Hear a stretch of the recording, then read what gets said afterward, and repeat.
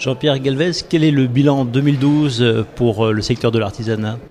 C'est un bilan mitigé. Nous avons un secteur en crise.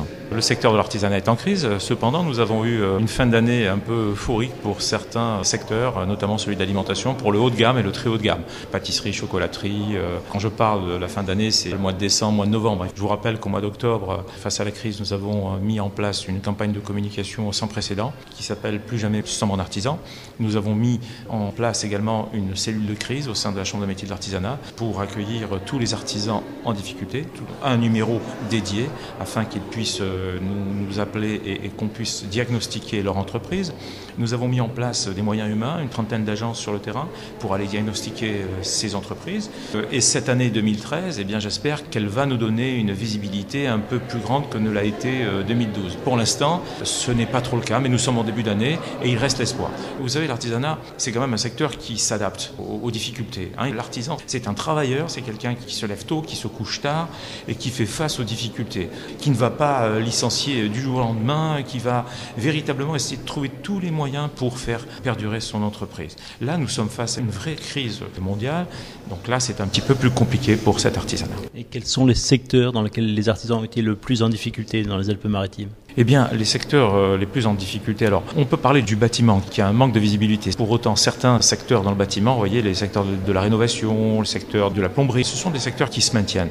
Après, nous avons des secteurs de construction et autres qui ont des carnets de commandes qui sont en baisse et donc là, ça pose un problème. Le secteur de la production également, tout ce qui est tapisserie d'ameublement, tout ce qui est céramique, verrerie, qui sont impactés par l'importation de produits industriels et donc là, ils sont impactés.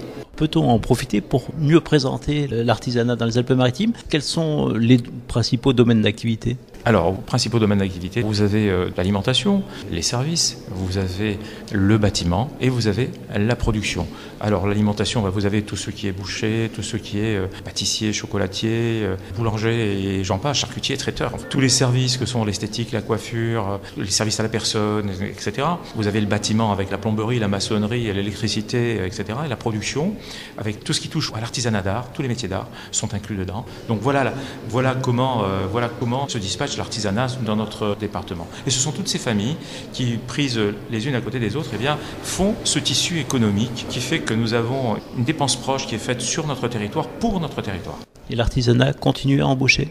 L'artisanat continue à embaucher. Nous avons même des secteurs qui sont en souffrance, comme par exemple le métier de boucher, qui est mal connu de la part des jeunes et que nous nous efforçons de promouvoir au sein de la Chambre des métiers de l'artisanat, de façon à ce que des jeunes puissent découvrir ce métier, qui est un métier absolument formidable, qui permet à un jeune de parfaitement bien gagner sa vie lorsqu'il est ouvrier et voire de très très très bien la gagner lorsqu'il s'installe. Et lorsqu'on voit aujourd'hui ce scandale de l'agroalimentaire avec des circuits de plus en plus longs lorsqu'on achète des plateaux préparés, eh bien on ne peut se réjouir que d'avoir des bouchers et avoir encore plus de bouchers, eh bien c'est très bon pour la santé. J'invite tous les auditeurs à aller chez leur boucher pour acheter exactement ce qu'ils souhaitent et au moins ils sauront ce qu'ils ont dans l'assiette.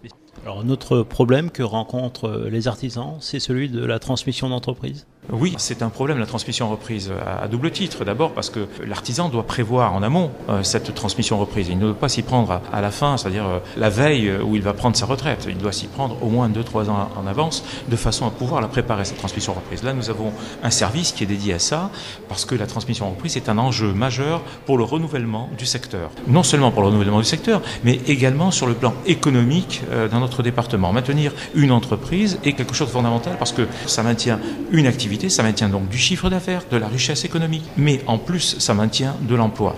D'où l'importance que nous accordons à la transmission reprise et nous avons une bourse d'environ 350 entreprises à la vente qui représente un certain chiffre d'affaires. Nous avons transmis au cours de l'année 2012 une centaine d'entreprises qui représente à elle seule 15 millions d'euros de chiffre d'affaires et 200 emplois préservés. Alors ce sont des enjeux majeurs. Vous voyez, ce genre de détails, on n'en parle jamais. Effectivement, on parle de la perte d'emploi et c'est vrai que c'est dramatique lorsqu'on a un plan social qui arrive et qu'on perd de l'emploi, etc. Mais il faut encourager également cette transmission reprise qui est pour nous un vecteur formidable d'activité économique.